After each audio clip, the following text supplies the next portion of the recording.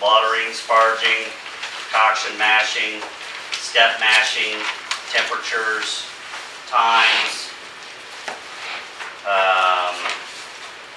mash enzymes. We talked about beta amylase, alpha amylase, proteolytic enzymes. I said make sure you know all of those. Make sure you know the different steps in the step mash. Make sure you know the temperatures and times on those.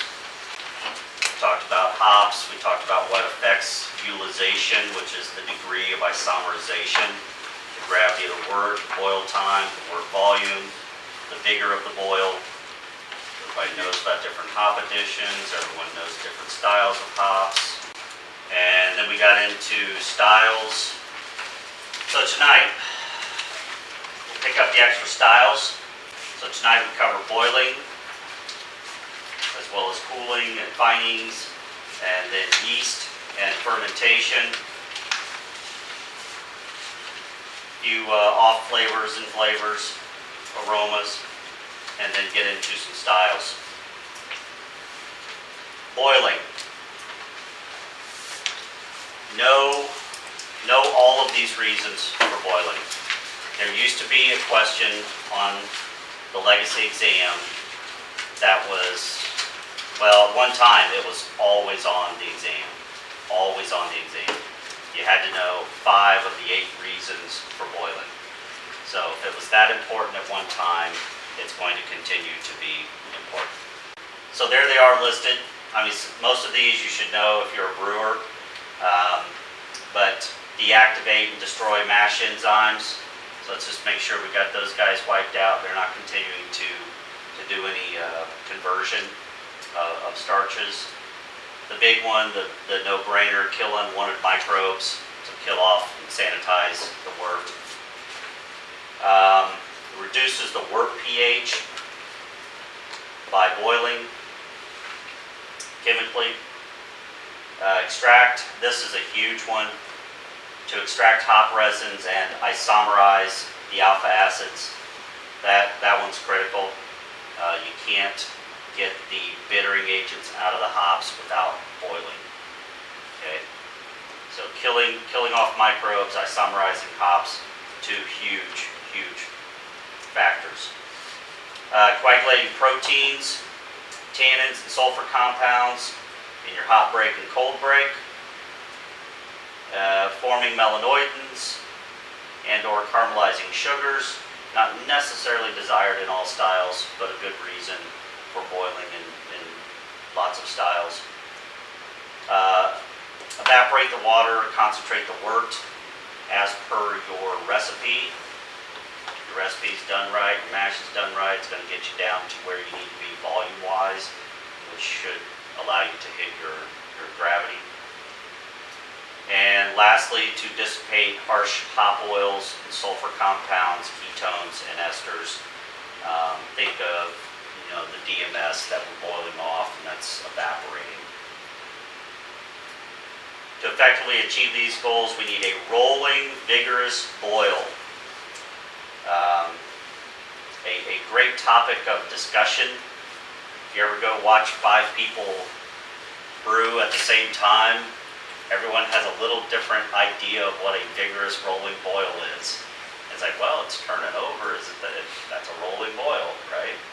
Other people say, no, I want it popping out and hitting the ceiling. I want that thing going blum, blum, blum, blum, blum, blum, throwing wort everywhere. That's a vigorous boil. Not sure what the answer is there. I would say somewhere in between. I don't think it should be exploding all over the room. But at the same time, if it's just gently, barely rolling over, you might kick it up a little bit and go for, I would not call that vigorous. I would call that a gentle roll. So somewhere in between throwing it all over the room and a gentle roll is what I would consider a nice vigorous boil. There's that note on pH. That's one that a lot of people kind of go, huh? Reduce the wort pH, how's that happen? Wort pH will fall from 5.6, 5.8 range at the start of the boil to around 5.2 to 5.4 at the end of the boil, primarily due to the precipitation of calcium phosphate. And this kind of gets into that nomograph of John Palmer's and talking about how you can adjust your pH by the addition of different salts into your water. So reducing the calcium phosphate through precipitation allows the pH to come down a little bit. It demonstrates the importance of the calcium ions in the boil. For this reason, it's sometimes a good idea to add gypsum to the kettle. You know, I used to see old recipes that added gypsum to every beer. That was just a no-brainer. You always add a little gypsum to the recipe every time. Findings. Know what findings are? Irish moss, colloidal gels. Know the difference between findings and the other agents, filtering agents that are added later. Findings are added at the end of the boil, and isinglass and gelatin and things like that are added in the fermenter. Okay. All right. Chilling. Chilling. Very, very important. In judging, you know, I feel like we get a lot of beers, not as many as we used to, but this is a problem that a lot of brewers have, especially beginning brewers, is they get their setup and they don't have a good way to chill the wort. So they kind of have everything else, they got their kettle and everything, but they don't have a good way to chill the wort. And if you don't have a good way to chill the wort, you're going to get into some problems. Basically, extending that time between the end of the boil and chilling allows the proteins to dissolve back into the wort, so what you just collected in your hot break can start to break apart and go back into the wort, and you're still creating the DMS character. So the S-methylmethionine is still being created because it's hot enough that that's happening, but it's not hot enough that it's boiling and it's evaporating into the air. So it's just being created and it's being trapped in the beer unless you're dropping that temperature really, really quick. Okay?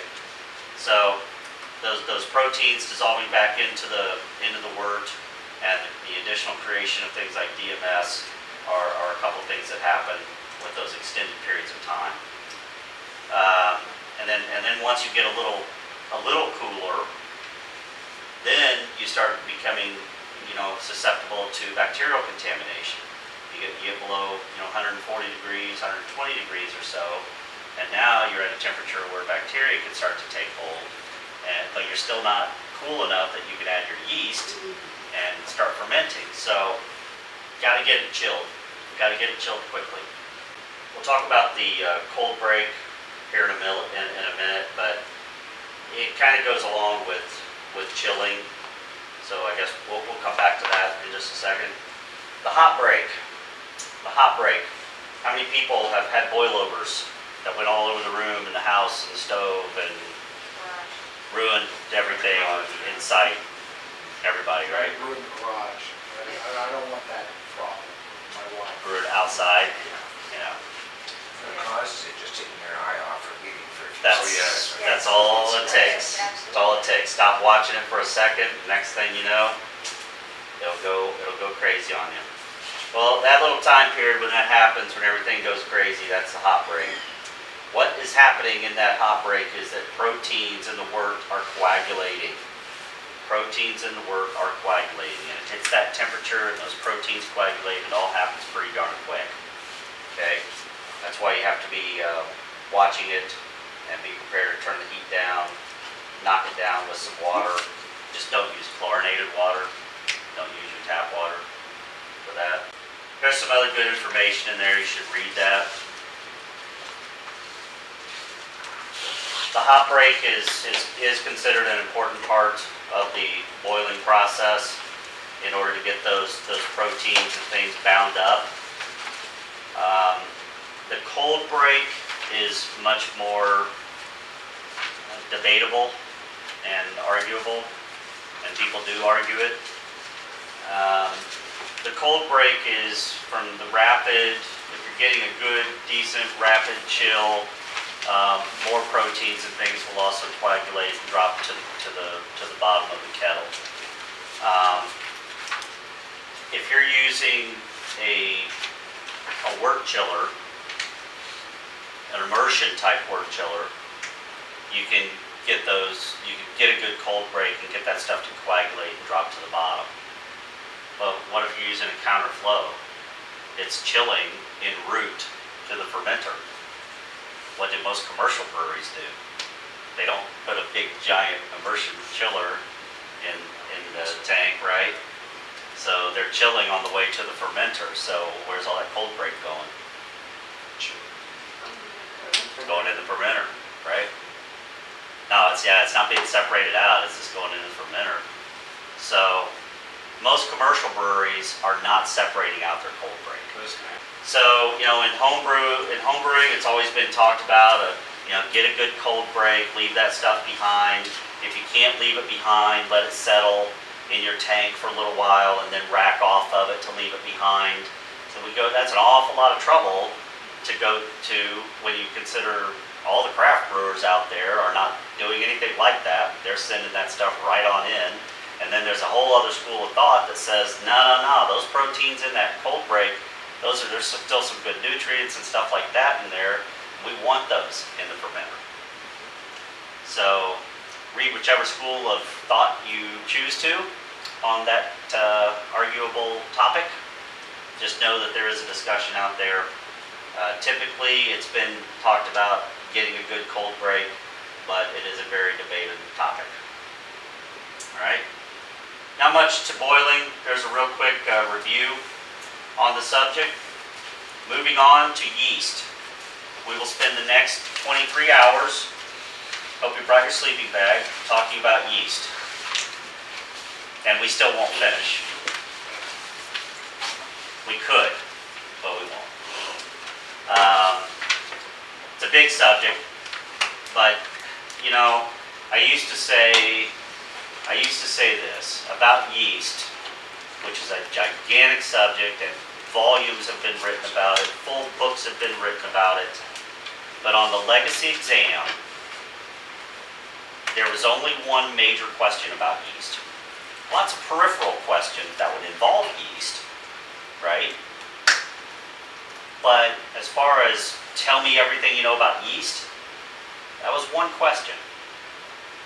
So if you looked at that old legacy exam and you said, well, you might get, that was just a question you might get, right? So if you got that question about yeast, remember the timing I talked about on that old exam? You had about 14 minutes to write whatever you were going to write. You can't write a book in 14 minutes. So if you were asked to say everything you know about yeast in 14 minutes, you can really only hit the key points. So I think, can't guarantee this, but if you know the key points about yeast, you should do okay on the exam. You should do okay on the exam. So, what are some of those key points? Of course, the more you know, the better. Always say that. The more you know, the better. But at least know some of these key things. Apparent attenuation.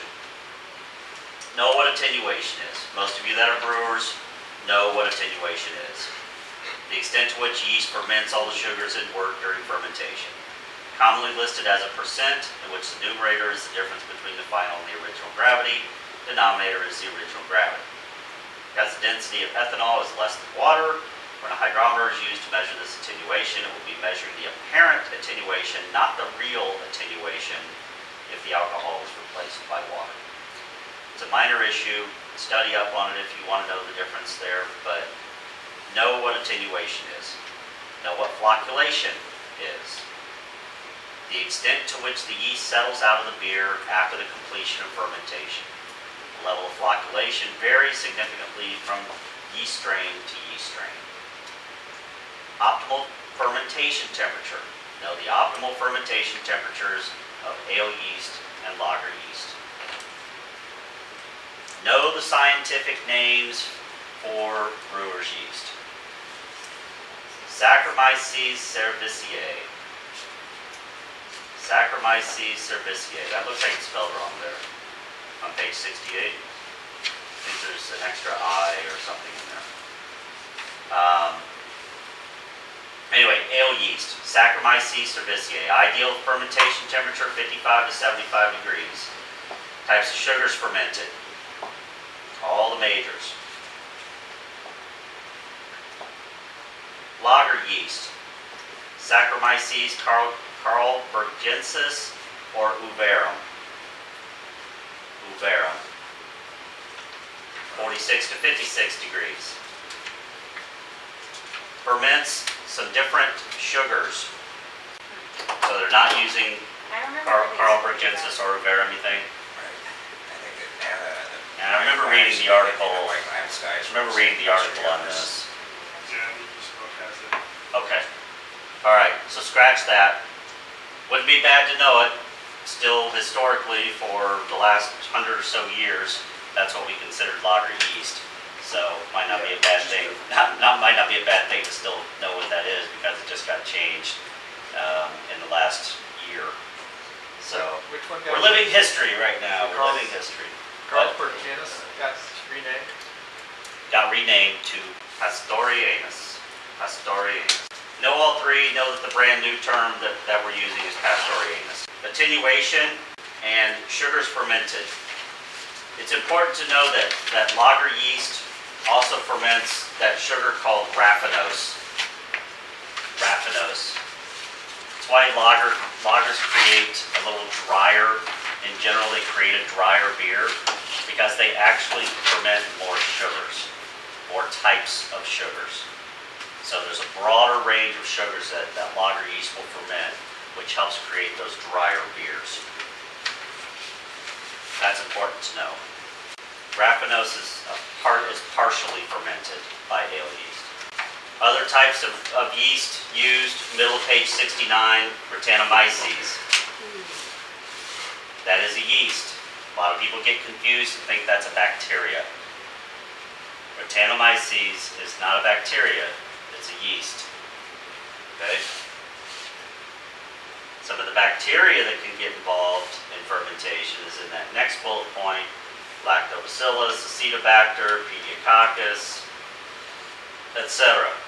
We'll talk a little bit more about those when we get into sour beers. Common byproducts produced by yeast: esters, phenols, fusel alcohols, diacetyl, sulfur compounds. Talked a little about esters already. Phenols we've talked about a little bit, and we'll continue to.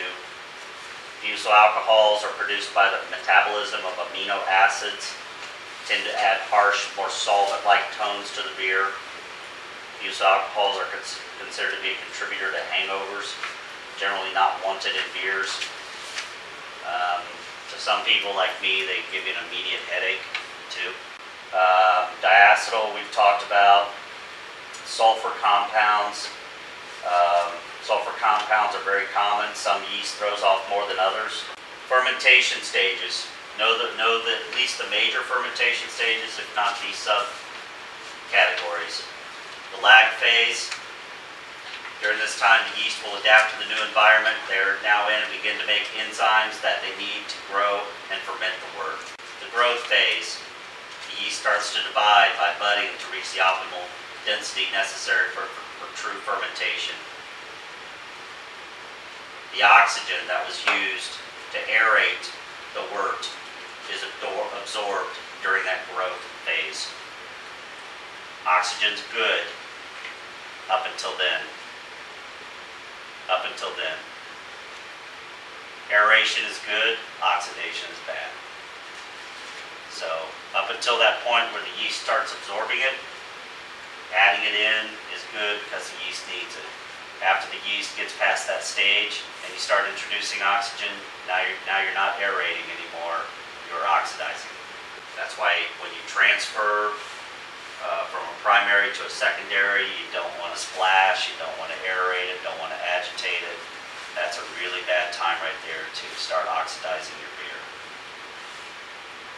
After the growth phase, goes into the low Kreuzen phase of know that the three big phases, lag phase, growth phase, primary fermentation. Within primary fermentation, there's kind of a low, medium, high Croissant stages. During the low Croissant stage, the yeast begins anaerobic metabolism because all the oxygen has been used up. Anaerobic metabolism because the oxygen's been used up. High Croissant phase was the next one, not medium. High. And during this phase, an ale yeast will have metabolized most of the sugars in that high Croissant phase. On the other hand, a lager yeast may still be in the growth phase while also reducing the extract by 4 points per day. Lager yeast will be metabolizing most of the sugars during the high Croissant phase. Late Croissant phase. In lager yeast, this can be very important since it is during this time that the yeast begins to metabolize some of the fermentation byproducts that had previously excreted during the low Croissant phase, such as diacetyl. Okay, so that'd be your diacetyl phase. Flocculation and conditioning, don't want to reintroduce air, talked about that. Carbonation, forced carbonation, natural carbonation, talked about that. After that, we kind of get into just another discussion pulled from a different source, pulling from John Palmer's book. And again, just kind of talking about what yeast is, how it works, what it does. A little bit better explanation of real attenuation versus apparent attenuation. Know that for attenuation, high is considered 76 to 80, 71 to 75 medium attenuation, 65 to 70% would be a low attenuation yeast, attenuating yeast. There it talks again about lag time, yeast types, yeast strains, dry yeast strains. All of this is in his book. Great book. If you don't have it, you should own it. Nutrients. In addition to sugar, yeast also need nitrogen, amino, and fatty acids. Good thing to know. Amino, fatty acids, and nitrogen in addition to sugar. And some O2 in the beginning. Calcium, magnesium. Magnesium plays a vital role in cellular metabolism. Yeast nutrients. Diammonium phosphate. Oxygen, just another discussion of aeration being good, oxidation being bad. Some misconceptions. This kind of gets on page 77, gets into some just some deeper discussion about fermentation. A great read, whether you read it here or in his book. These are some different terms. Also on page 79, lag phase is also often called the adaptation phase. You guys remember we said that's where the yeast is adapting to its new environment on top of page 79. So lag phase or adaptive phase. Primary phase is also sometimes called the attenuative phase. That's where it's attenuating out. Pretty common sense. Secondary or conditioning phase. Conditioning process. How many people use a secondary? Most of the time. Couple. How many don't? Okay, most. Yeah. It's funny. Everybody used to. It used to be the way to do it. As far as homebrewers go, you always transferred it. And I rarely did. I did it for a while. Then I thought, man, this is more risk than it's worth. Unless I'm going to leave the beer sitting on dead, dying, decaying yeast, which like when you get up to that 21-day mark or something, some would even say the 14-day mark for an ale, that you're getting into that area where the yeast is starting to die off and starting to mutate and starting to autolysize. But I think you can push it a little bit more than that, but definitely you probably don't want to go over about 21 days. So if you're going to be on it for more than 20-ish days, you do. Yeah, when we did, yeah. You're into risky territory. You're into risky territory when you start doing that. I've done it too. You get away with it, but you're at that point where the yeast really is starting to die off and italysize. So you start to get some off flavors from that. If it's going to be on there that long, take your risk, transfer it to a secondary, and let it clarify from there. As long as you're going to get it off sooner than that, it is adding a lot of risk for that clarity. But these days, if you're making competition beer,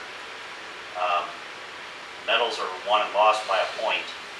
So that point or so that we used to say, that's a point for clarity. Who cares about that? Well, it's a difference between a medal and not get one now, because people make pretty good beer these days. So depends on whether it's just a drinker or a competition beer, what you're trying to do. How much alcohol will there be? There's a chart there. Some other stuff about lager yeast. Some information there on italysis. So filtering agents added at any time are called findings. When a yeast cell dies, this is autolysis. When a yeast cell dies, it ruptures, releasing several off flavors into the beer. When you have a large yeast mass at the bottom of the fermenter, you have a large potential for off flavors due to autolysis. Well, I'll tell you what it's like in beer. I've done autolysis experiments many times, just getting lazy and letting it sit in the fermenter too long. They turn into autolysis experiments. I've let it sit for weeks and weeks and weeks, and then I've looked for that rubber, inner tube tire, burnt rubber, shrimp, all these descriptors that people use to describe autolysis. And I thought, never had that stuff in my beer. Never had that in my beer. So apparently my beer's never been autolyzed, even leaving it in for weeks and weeks and weeks. But I did get some other funky stuff sometimes that would kind of vent off, when like the keg just set for a while, and I'd go to it and it would have this kind of funky taste. So I'd put some fresh CO2 on it and vent it a bunch of times, and then it would kind of taste good again. And then if it sat for a long time, this would repeat itself. And that smell was kind of like poop. Literally. Like baby diapers. Okay, that's a descriptor you hear sometimes.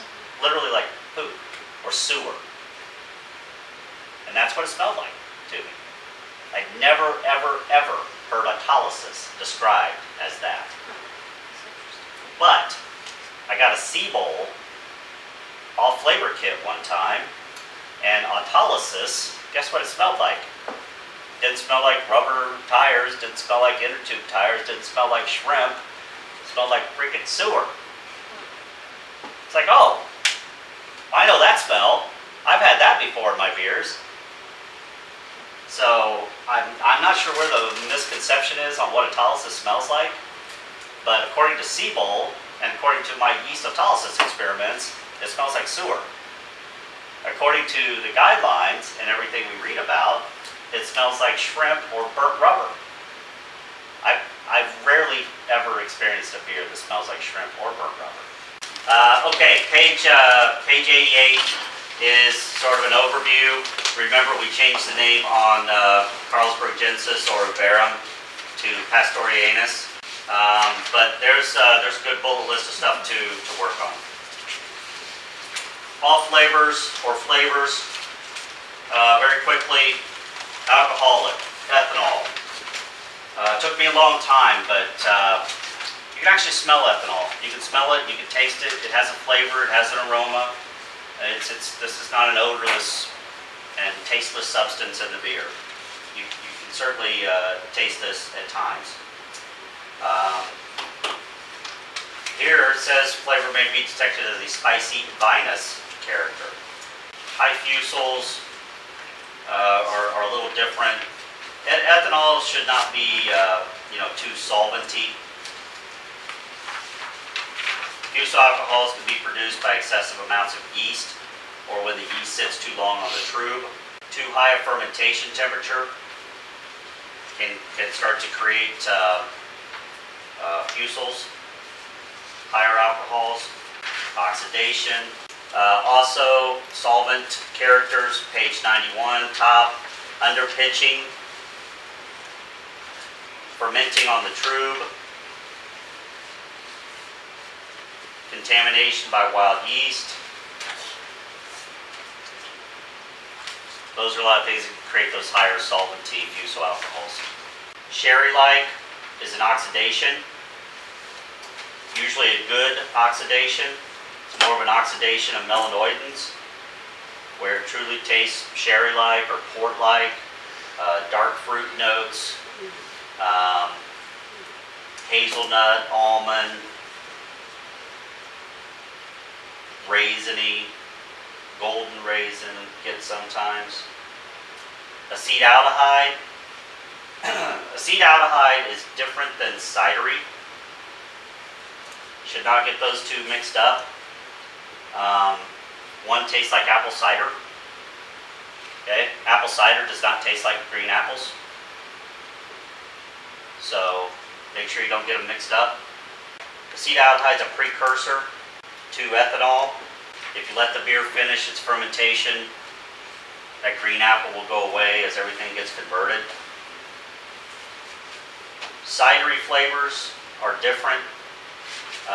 I've experienced cidery flavors where you use too much sugar in kind of experimental beers. You just use like table sugar and ferment that, it gets really cidery.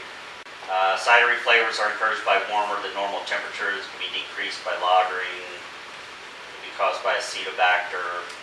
Acetaldehyde is normally reduced to ethanol by yeast during the secondary fermentation, but oxidation of the finished beer may reverse this process, converting ethanol back to acetaldehyde. So sometimes, if the beer is not quite done, you've got that acetaldehyde character. Other times, if the beer is really old, some beers will revert back and that ethanol will start tasting like acetaldehyde. Sam Smith products often will do that. Something about their yeast and their process, but those beers get old. The acetaldehyde is almost always present in those beers, but as those beers get old, it really comes out. Esters, we've talked about that, produced by ale yeast. In general, higher fermentation temperatures produce more esters, especially high fermentation temperatures early in the fermentation. Poor head retention, promoted by several factors including isohumalones, high original gravity, alcohol content, dextrins, the levels of high, medium molecular weight proteins, as well as adequate carbonation. And increase the protein content by adjusting the length and temperature of the protein rest and using adjuncts such as flaked wheat and barley. Fatty acids carried over from the trube as well as unclean glassware are both detrimental to head stability. Fatty acids carried over from the trube, detrimental to head retention. Fatty acids can build up if you leave your beer sitting on your yeast too long. So, something good to know. Sewer-like, mercaptan. That was one that I added. Italicized yeast can smell like the air out of an old tire or an inner tube, or it can smell sewer-like. Sulfur, rotten eggs or burning matches. A lot of yeast produce that. A lot of lager yeast produce that hydrogen sulfide.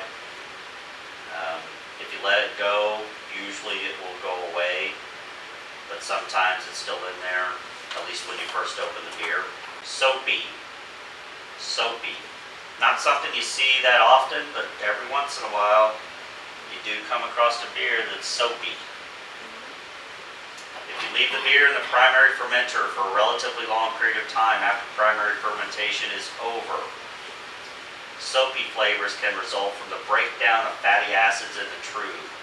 Soap is by definition the salt of a fatty acid, so you are literally making soap if you do that. Yeasty, pretty apparent what causes that. There's a healthy yeasty flavor that you can get in Hefeweizens and things.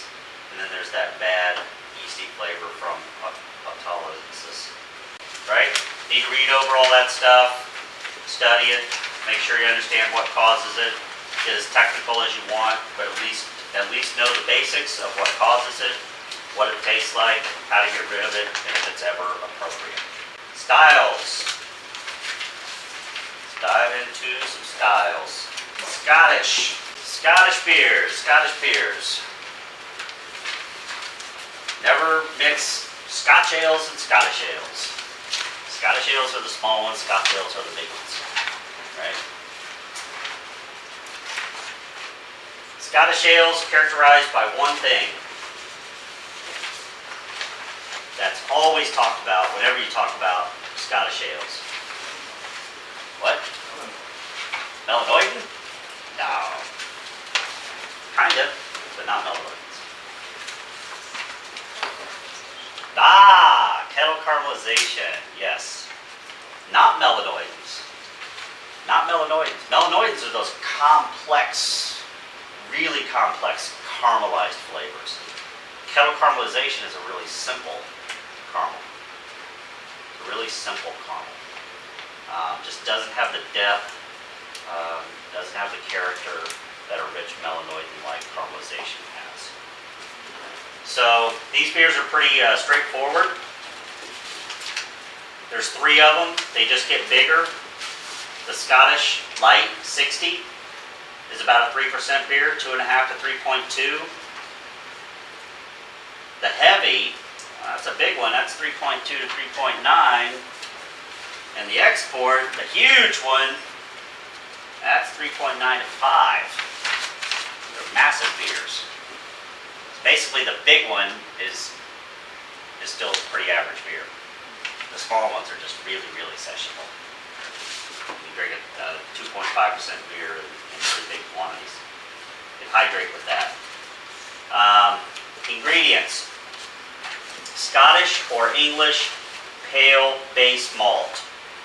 Small amounts of roasted barley add color and flavor and lend a dry, slightly roasty finish. Characteristic of the style is that slight roast finish. Just a dryness. You shouldn't get roast necessarily, but you should get the dryness that comes from it. Clean, English hops, clean, relatively unattenuated ale yeast. Some commercial brewers add small amounts of crystal, amber, or wheat malts and adjuncts such as sugar. The optional peaty, earthy, and/or smoky character comes from traditional yeast and from the local malt and water rather than using smoked malts. That should be changed, but you have to remember what it says here because that's what you're tested on.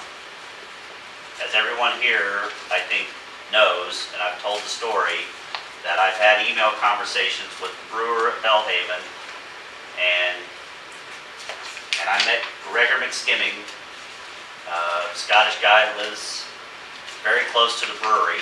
Met him at the Hofbrauhaus in Munich, and their water tastes like water. It doesn't taste like peat moss.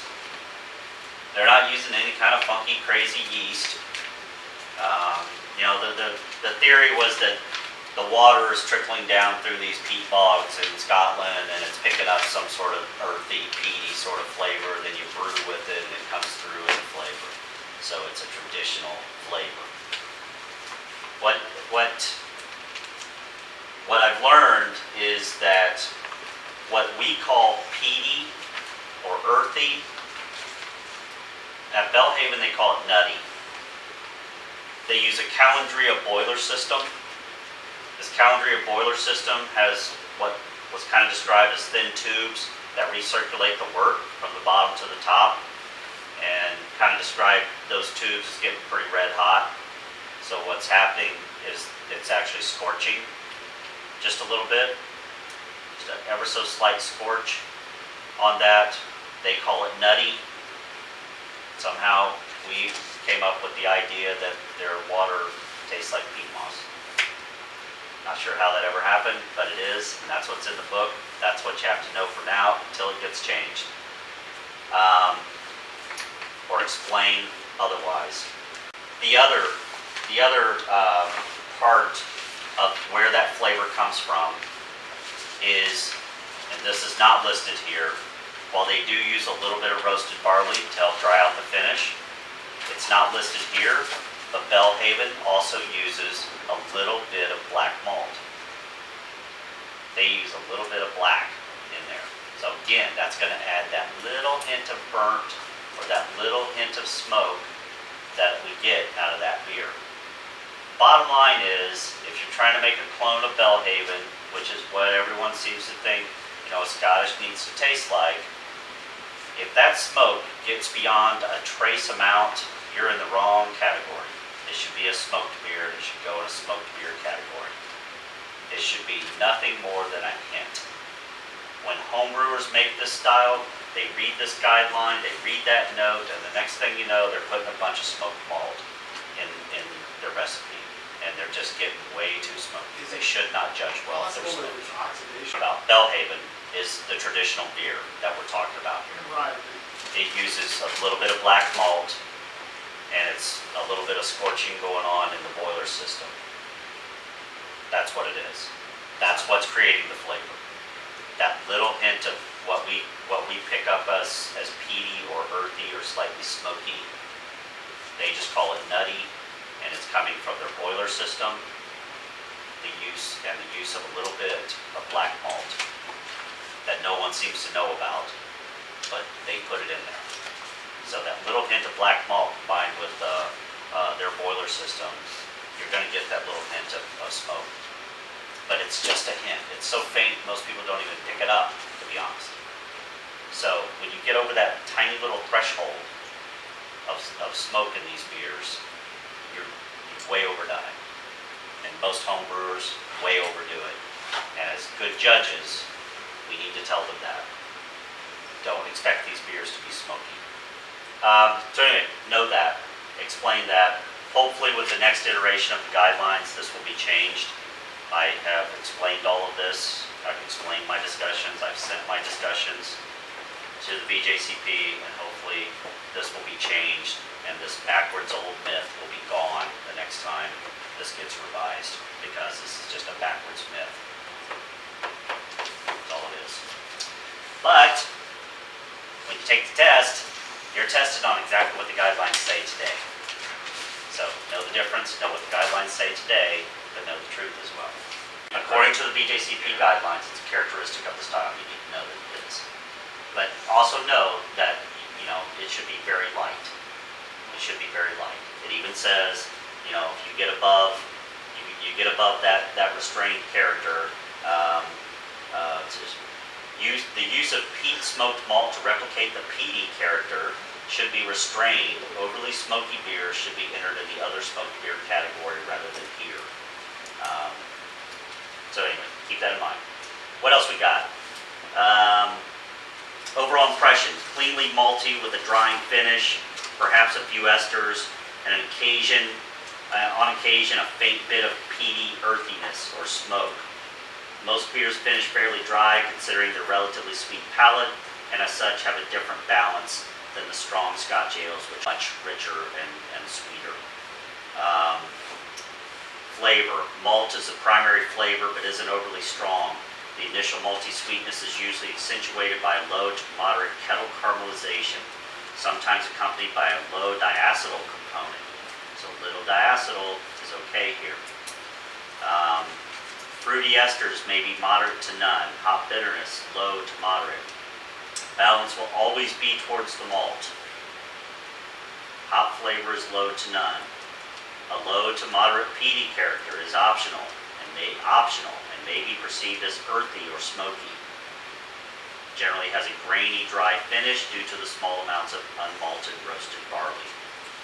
Okay, so very clear description of those beers. Just unfortunately, homebrewers always overdo it. It seems like when it comes to the smokiness, and they just overdo it. So you need to explain that needs to be a really low character. The Irish Red. This little nondescript beer gets thrown in here with these Scottish beers because there's no other place for it. As you can see from the description, there's not a whole lot to say about the little Irish Red. It's a pretty average little beer. Sometimes brewed as a lager. That's important to know with the Irish Red, because some of them are lagers and some of them are slightly estery ales. There is a slight roast character in these as well. The ingredients may contain some adjuncts, corn, rice, or sugar, although excessive adjunct use will harm the character of the beer. Generally has a bit of roasted barley to provide a reddish color and a dry roasted finish. That's the one thing it has in common with the Scottish beers, is the use of a little roasted barley to dry out the finish. You wouldn't think of putting, roasted barley in these small amber beers. So realize it's there, know that it's there to help dry out the finish. Overall impression, an easy drinking pint. Malt focused with an initial malt sweetness and a roasted dryness in the finish. Flavor, moderate caramel malt flavor and sweetness, occasionally with a buttered toast or toffee-like quality. Finishes with a light taste of roasted corn, which lends a characteristic dryness to the finish. Roasted grain, which lends a characteristic dryness to the finish. Generally no flavor hops, although some examples may have a light English hop flavor. Medium to low hop bitterness, really just enough to balance, if you ask me. Light use of roasted grains may increase the perception of bitterness, but not the actual bitterness. Clean and smooth. Lager versions can be very smooth. It says no esters in the flavor. Quite clean, mentioned in aroma, but it is listed under ale. Average size beers, IBUs, really just enough to dry things out and balance. And if you know the Irish Red, you almost know the English Mild. Because if you flipped over to the English Mild, minor differences in the Mild is just a little bit more of a nutty character would be evident, but they really are very similar. Ingredients for the English Mild, pale English base malts, some crystal, some darker malts comprise the grist. May use sugar adjuncts, English hop varieties. 2.8 to 4.5, so kind of a broad range, but still a sessionable beer. IBU's about the same, 10 to 25, just enough to dry things out. The overall impression reads almost the same as the Irish, a light flavored, malt accentuated beer that is readily suited to drinking in quantity. Refreshing yet flavorful. Some versions may seem like lower gravity brown porters. A little more ester character on the Mild, whereas the reds are pretty clean. Just remember that they could be lagers, they're that clean. But if you know one of those beers, you kind of know the other. One's just maybe a little more estery and a little more nutty, toffee-like character. Then the strong Scotch ale. So getting back to Scotland. Strong Scotch ale. Big range on these beers. ABV 6.5 to 10. That's a huge range, right? On these wee heavies. Ingredients: well-modified pale malt with up to 3% roasted barley. It's the same thing in common. All the Irish and Scottish beers, a little roasted barley in the finish to help dry them out. Historically, the story is they didn't get a lot of hops from England. Scots and the English didn't always have the best relationship in the world. Scotland doesn't grow hops. They grow to the south in England, but if you don't like each other, it's hard to get them. So you learn to make beer without using a lot of hops, right? Crystal malt, same thing. Crystal malt was an English malt. So use pale malt, kettle caramelize it, get your dryness from some roasted barley, and just a little use of hops in it to help dry it out and balance.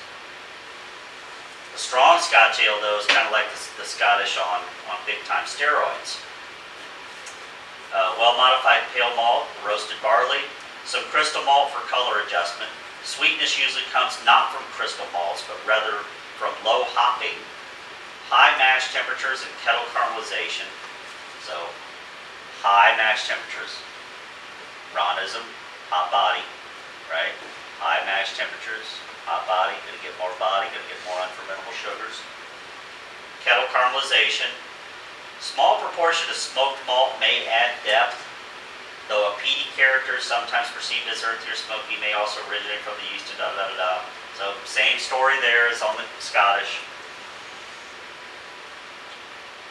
Overall impression, rich, malty, usually sweet, which can be suggestive of a dessert.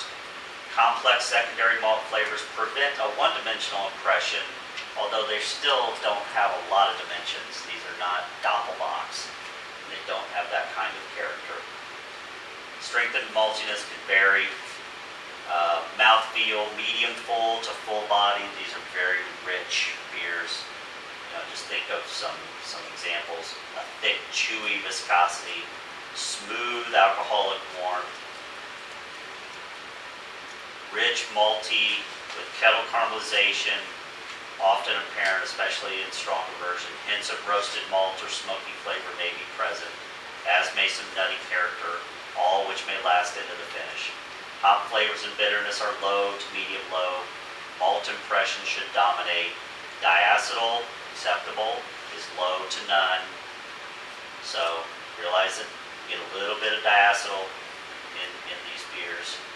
Caramelization is sometimes mistaken for diacetyl. Low to moderate esters. Esters may suggest plums, raisin, dried fruit. Palate is usually full and sweet, but the finish may be sweet to medium dry. Let's also talk about the Southern English and the Northern English. So let's talk about those, and then we'll go to the American beers. We already talked about the English mild. So we need to talk about Southern English and Northern English. What was my Ronism on those two? Am I throwing that one out? Yep. Sweet Southern. Sweet Southern, Newcastle Northern. Good way to help you remember which one's which. The Southern English Brown, hard to find. It's rare. There's only one company making it, Mann's, and I heard they were getting ready to stop making it. It's an extremely sweet beer with lots of rich coffee and licorice and all kinds of flavors in it. I think everyone feels that it's pretty much back sweetened, but I can't recall if it actually says that it is. But it is a very sweet beer. Most of the people that make them, they're not, if you make something that reads by the guidelines, it's nothing like Mann's. Mann's is kind of way over the top. The actual sweet Southern English Brown. Most of the homebrewed versions are not that sweet. Ingredients: English pale malt as a base with a healthy proportion of darker caramel malts, the dark caramel malts. Often some roasted black malt, wheat malt, moderate to high carbonation. English hop varieties are most authentic. Low flavor and bitterness, almost any type can be used. Increasingly rare, Mann's has over 90% of the market share in Britain. Some consider it a bottled version of a dark mild, but this style is sweeter than virtually all modern examples of mild. English brown ales are generally split into sub-styles along geographic lines. Southern English or London-style brown ales are darker, sweeter, and lower gravity. Look at the gravity, only goes up to 4.1 on a Southern. Only goes to 4.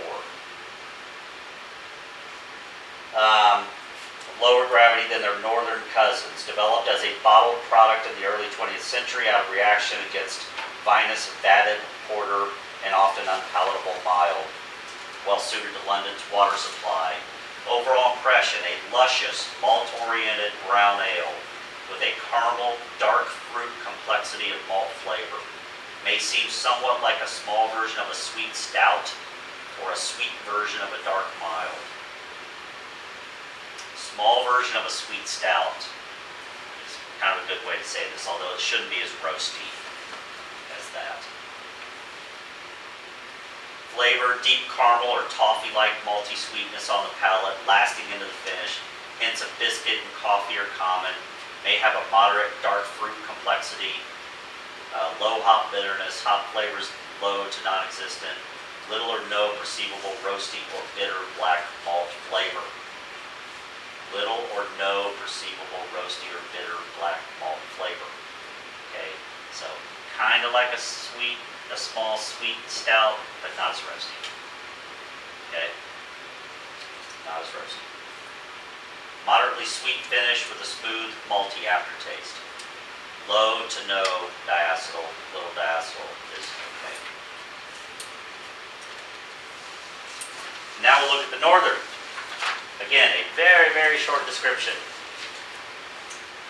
English mild ale or pale ale malt base with caramel malts. That's the ingredients. May also have small amounts of darker malts, such as chocolate, to provide color and a nutty character. English hop varieties. Average ABV, right in that 4.5 to 5% range. IBUs, 20 to 30. So similar to other malty beers like Oktoberfests and the Irish and the Scottish, and just enough to help dry out the finish. They're more malt-focused beers, or actually this one's fairly balanced. The Northern is fairly balanced between malt and hops.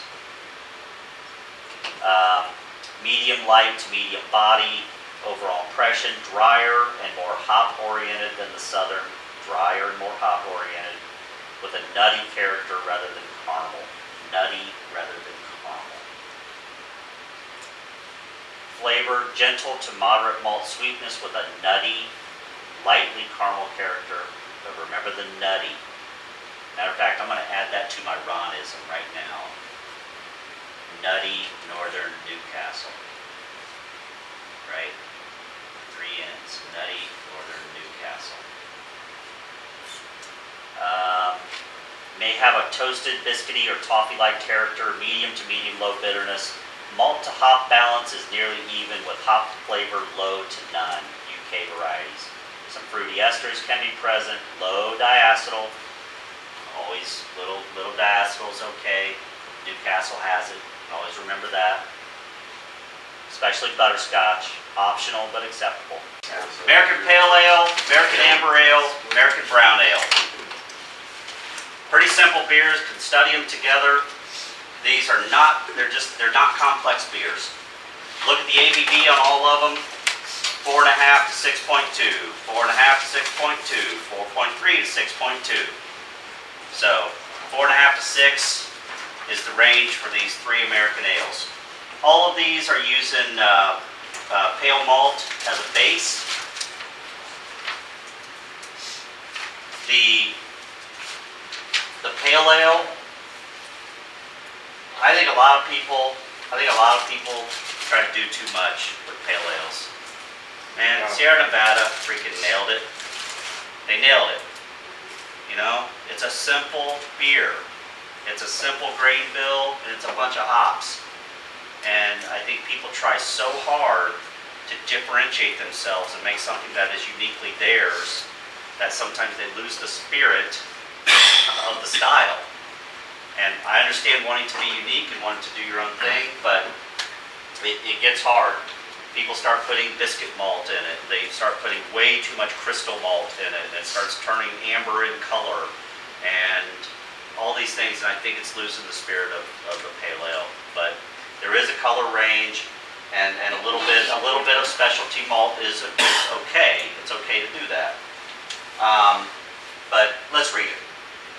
So Sierra Nevada, classic example, 30 to 45 IBUs. I'd say they're generally higher, you know, in that higher range of 35 to 45, even towards the high end of that. Overall impression, refreshing and hoppy, yet with sufficient supporting malt. Ingredients, pale ale malt, typically American 2-row, American hops, often but not always ones with citrusy character. So it doesn't have to have that citrusy character, but sure seems to make the classic, the more classic example. American ale yeast. Water can vary in sulfate content, but carbonate content should be relatively low. Specialty grains may add character and complexity, but generally make up a relatively small portion of the grist. Grains that add malt flavor and richness, light sweetness, and toasty or bready notes are often used along with hops to differentiate brands. Okay, if we look at flavor, usually a moderate to high hop flavor, often showing a citrusy American hop character, often grapefruity type of citrus. Other hop varieties may be used. Low to moderately high clean malt character supports the hop presentation. May optionally show small amounts of specialty malt character. Small amounts of specialty malt character. Bready, toasty, biscuity. The balance is typically towards the late hops and bitterness, but the malt presence can be substantial. Caramel flavors are usually restrained or absent. Everyone understand what I just said? Caramely flavors are usually restrained or absent. That means barely there or not there at all. And how many people do you know, and how many of you guys, when you make that American Pale Ale, put a half pound of crystal in it to give it character?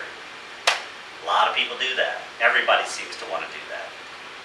When I stopped doing it, I made my best pale ales. They don't need it. Maris Otter, pale malt, that's all you need, a bunch of hops. It makes a really good beer. If you're putting too much caramel in there, just put a little more and make an amber. That's my thought on it. So when you're judging these beers, be careful. When they start getting too amber in color, and they start getting too much caramel character, they're really outside the style, and you've got to ding them for that. You just have to. No diacetyl. Dry hopping may add grassy notes, although this character should not be excessive.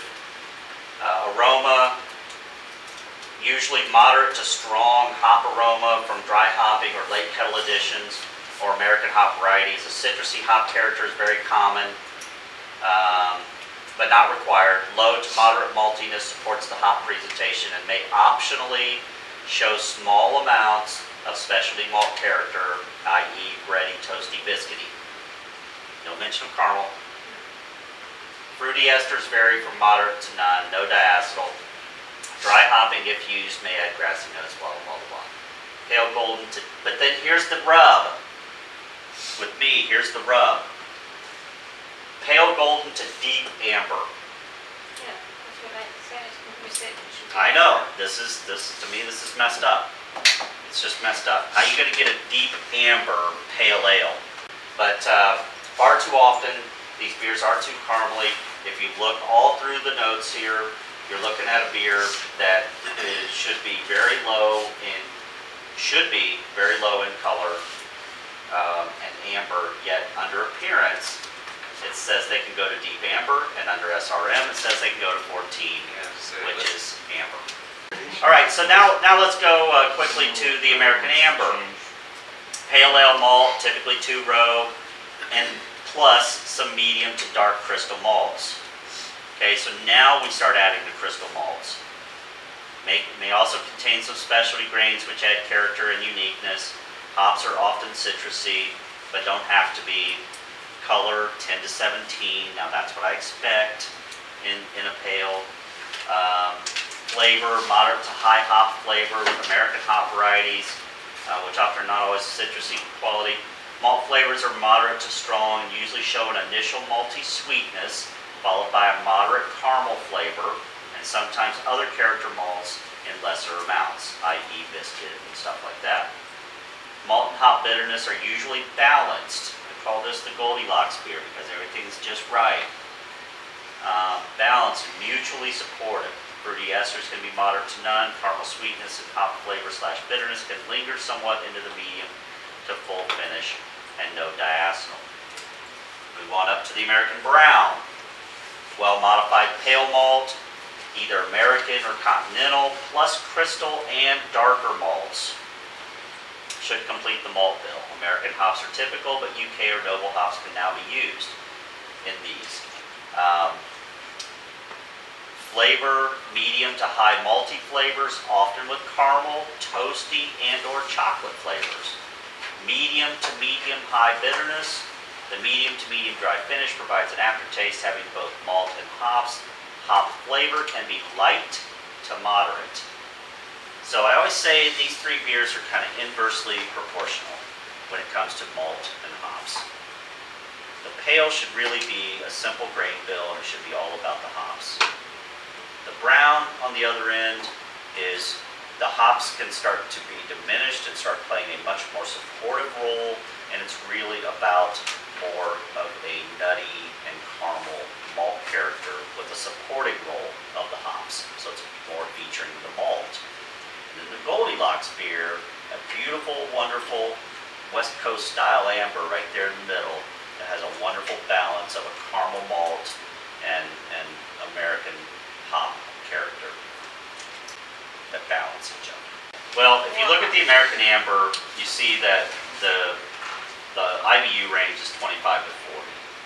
So yeah, 25. I mean, that's not a bitter beer at all. And I think I've mentioned this in other classes. There's I think a lot of brew pubs and people make American ambers, and they don't want to go overboard with the hops. They usually have a pale ale. They usually have an IPA. They don't need another hoppy beer. They need a sweet caramely beer, which is a great gateway beer for people trying to move into craft beer. So a lot of brew pubs and stuff will make that beer more of a sweeter beer. It's still within range, but West Coast IPAs just tend to say, heck with that. These beers should be American beers and have American hop character at a nice level and should be bitter and all that. So, all right, so that's kind of it on those three styles. A general note about judging that I don't think I've mentioned yet is, and this is kind of hard to understand, but it's hard to understand because as judges, we're trying to be critical and we're trying to find any faults in the beer, so you're trying to look at it intensely, right? But do that with caution. Do that with caution.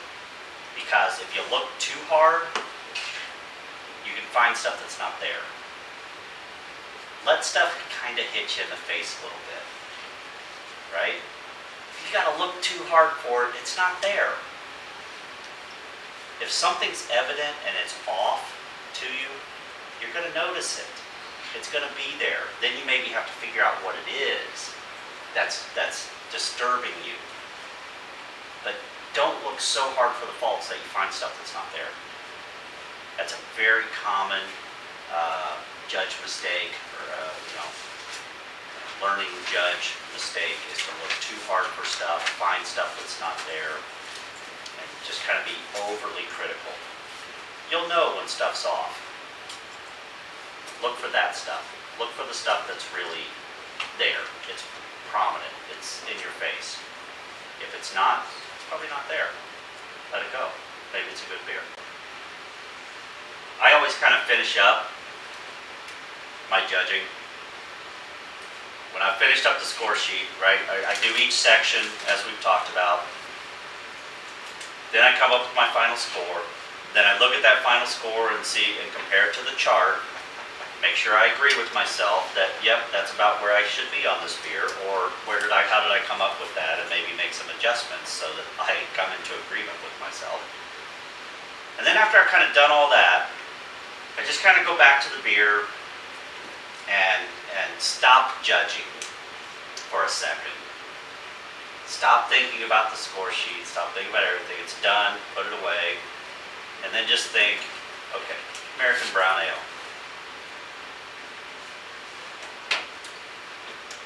Do I like that? Is that a good American Brown Ale? Without being critical at all, just take a drink and say, do I like that? Is that a good beer of the style? Right? And that's kind of your way to sum it up. To me, that's my way to sum it up. Because then I can go back and look at my score and again, make sure I agree with myself. Because sometimes when you're being overly critical and you're trying to look for those faults, you know, you're finding little things and nitpicking the hell out of stuff and blah, blah, blah. Maybe you've overdone it. And then you go back and just drink it and go, actually, that's a pretty darn good beer. Or, that's not as good a beer, why did I give it such a high score? So just kind of give it that last drink at some point and just kind of stop being a judge for a second and just picture yourself in a pub and you just ordered an American brown or whatever that style is you're judging. Just take a drink of it and see what you think about it. What happens when you just have an outstanding beer, but it's not the style? I mean, It's very unfortunate because you have to score it as the style it was entered. And then in your comments, explain that you should have entered this. Yeah. Okay. next time, or, you know, put this beer in a different category, I think we would judge a lot better. It happens actually a lot. It does happen a lot. It does. And sometimes it's a mistake. And the other thing that happens a lot is people set out to brew a certain style. This is what I do. They set out to brew a style, and they have it in their mind that that's what that style is, and it never changes. Even after they taste it, it's still in their mind that I set out to brew this, and that's what it is. Never name your beer until you taste the finished product. Because sometimes you go back, you taste that finished product, and it's like, well, that is not what I meant to brew. That's a pretty good beer of a different style. So slide it into that different style and be done with it. I hope